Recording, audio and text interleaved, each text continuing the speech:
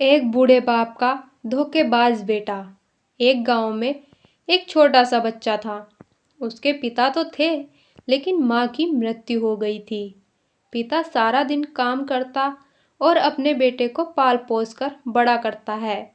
वह सारे सुख अपने बेटे को देता है, जो एक माँ दे सकती थी। उस पिता ने कभी कुछ नहीं मांगा, सिर्फ इतना ही मांगा कि मेरे बेटे को कोई परेशानी ना हो। दिन बीतते गए, बेटा पढ़ लिख कर अच्छा जॉब भी करने लगता है और वह शहर में रहने लगता है।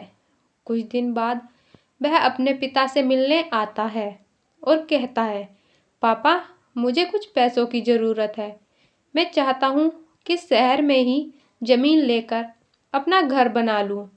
पिता इस बात को सुनकर बहुत खुश होते हैं। सोचते हैं कि मेरा बेटा एक न एक दिन मेरा नाम रोशन करेगा। जिंदगी भर की बचाई हुई पूंजी को निकाल कर वह अपने बेटे को दे देते हैं। बेटा शहर चला जाता है और उन पैसों से अपना घर बना लेता है। पिता इधर इंतज़ार करता रहता है कि मेरा बेटा फिर से आएगा। एक न एक दिन तो मेरे पास आएगा ही, जाएगा कहाँ। उसके पास अब कोई नहीं जाता था, क्योंकि ना ही अब उस पिता के पास पैसे थे और ना ही रहने की जगह थी। कुछ दिन बाद बेटा फिर लौट कर आता है और अपने पिता से कहता है, पापा, अब आप दादाजी बनने वाले हैं।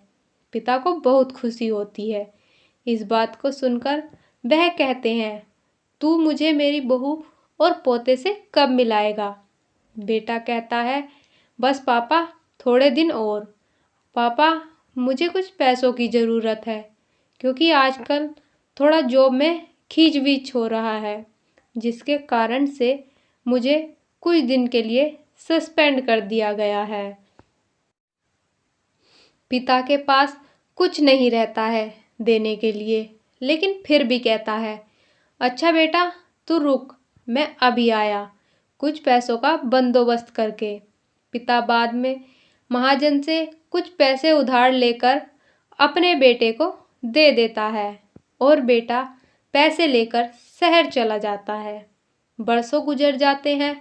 पिता सोचते हैं कि मैं तो अब दादाजी बन गया होऊंगा।